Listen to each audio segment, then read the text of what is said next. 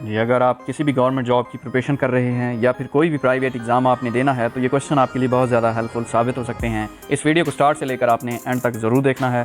Start करते हैं। Choose the correct spelling, choose the incorrect spelling. इनमें से इनकरेक्ट स्पेलिंग कौन सी है? हेलुसिनेशन ठीक है, रेवर्बरेशंस बिल्कुल ठीक है, रेजुविनेशन ठीक है। इसमें जो ट्रांसपायर है, C is the right option, ये इनकरेक्ट है। ट्रांसपायर की स्पेलिंग TRANSPIRE होता है, तो इसमें सी राइट ऑप्शन है। नेक्स्ट क्वेश्चन है, mummy was discovered near Iranian capital was of. एक म्यूमी, एक बॉडी मिली थी, डिस्कवर्ड हुई थी ईरानियन कैपिटल में, तेहरान में। किसकी वो बॉडी थी? रज़ा शाह पहलवी की थी। रज़ा शाह पहलवी लास्ट शाह था ईरान का और उसकी बॉडी यहाँ पे मिली थी तेहरान में। Arusul Quran is another name of. Arusul Quran एक दूसरा नाम है किसका? सूरह रहमान। सूरह रहमान का दूसरा नाम अरूसुल कुरान है। और उम्मुल किताब सूरह फातिहा को कहते हैं। सूरह फातिहा इज़ आल्सो नोन एज उम्मुल किताब। Which city has largest hockey stadium इन पाकिस्तान? कौन सी वो सिटी है जिसमें पाकिस्तान का सबसे बड़ा स्टेडियम है? वो लाहौर है। C is the right option, Lahore में है। और ये पाकिस्तान का भी सबसे बड़ा स्टेडियम है और दुनिया का सबसे बड़ा स्टेडियम, हॉकी स्टेडियम भी यही है, largest hockey stadium. C is the right option, Lahore में है। A brief history of time is written by Stephen Hawking ने लिखी थी ये book, a brief history of time. UK से बिलोंग करते थे, बहुत ही फेमस बुक है ये।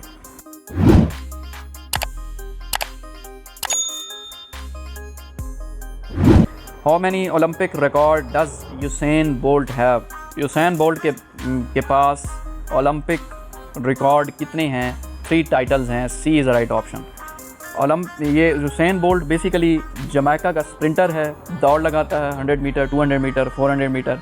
और ये इसके पास 3 टाइटल हैं ओलंपिक गोल्ड मेडल में।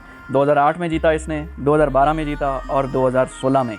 इसके अलावा चैम्पियनशिप इसके पास बहुत ज़्यादा हैं और ओलंपिक में 3 दफ़ा कंसेक्यूटिव यही विनर रहा है, 2008 में भी, 12 में भी और 16 में भी। हु इज़ कॉल्ड उम्र सानी? उम्र सानी किसका टाइटल है? हज़रत उमर बिन अब्दुल अज़ीज़ का। D is the right option. हज़रत उमर बिन अब्दुल अज़ीज़ ने सूरत ताहा, कुरान मजीद की सूरत ताहा है, उसको सुनकर आप मुसलमान हुए थे और आपकी सिस्टर भी उस वक्त मौजूद थी। आपकी सिस्टर ने ही ये सूरत पढ़ी थी, जिनका नाम फ़ातिमा बिन्त अल खिताब था, जो कि आपकी सिस्टर थी। और हज़रत उमर रज़ी अल्लाह ताला अन्हु का टेन्योर 634 से लेकर 644 तक था। आप सेकंड खलीफा थे और आपको अबू फ़िरोज़ लुलू ने शहीद किया था। Smallest planet in our solar system is. हमारे सोलर सिस्टम में सबसे छोटा प्लैनेट कौन सा है? मरकरी है। A is the right option. अब देख लें, ये जो सूरज है ये एक सितारा है और ये जो 8 प्लैनेट हैं ये सियारे हैं और उसके गिर्द गर्दिश कर रहे हैं। प्लूटो पहले शामिल था, बाद में इसको निकाल दिया गया। अब मरकरी सूरज के करीब है, इसके अलावा और दूसरा सबसे स्मॉलेस्ट भी मरकरी है। और फिर उसके बाद वीनस आता है। वीनस हॉटेस्ट भी है, ब्राइटेस्ट भी है, मॉर्निंग स्टार भी है, इवनिंग स्टार भी है और इसके अलावा ज़मीन के करीब भी है। अरेंजमेंट के लिहाज से दूसरे नंबर पर आता है ये, और अरेंजमेंट तरतीब के लिहाज से ज़मीन आपके सामने है, तीसरे नंबर पर है। और इसके अलावा जुपिटर जो प्लैनेट है वो सबसे बड़ा है, आप देख लें यहाँ पे तस्वीर में भी नज़र आ रहा है। नेपच्यून सबसे एंड में है और सबसे कोल्डेस्ट प्लैनेट भी है। और रिवॉल्विंग स्पीड सबसे कम नेपच्यून की है, क्योंकि ये सबसे दूर है तो इसे सूरज के गिर्द घूमने में सबसे लंबा चक्कर काटना पड़ता है, इस वजह से इसकी रिवॉल्विंग स्पीड सबसे कम है। और सबसे ज़्यादा मरकरी की है, क्योंकि ये सूरज के करीब है, इस वजह से इसे चक्कर छोटा काटना पड़ता है। Which of following is a political dispute between India and Pakistan? इनमें से इंडिया और पाकिस्तान के दरमियान कौन सा डिस्प्यूट हुआ था? सरक्रीक एक एरिया है जो कि 96 किलोमीटर है, पाकिस्तान से सिंध लगता है और इंडिया से गुजरात है।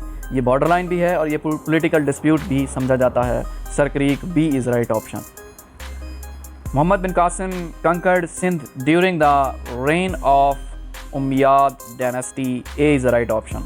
मोहम्मद बिन कासिम ने सिंध को फतह किया था, किसका दौर था? उमैयाद डायनेस्टी चल रही थी, उम्मी ख़ानदान का दौर था। 712 में आपने राजा दाहिर के ख़िलाफ़ जंग लड़ी सिंध में और राजा दाहिर को शिकस्त दी, जो कि एक हिंदू था, और यहाँ पे अपना गलबा मनवाया।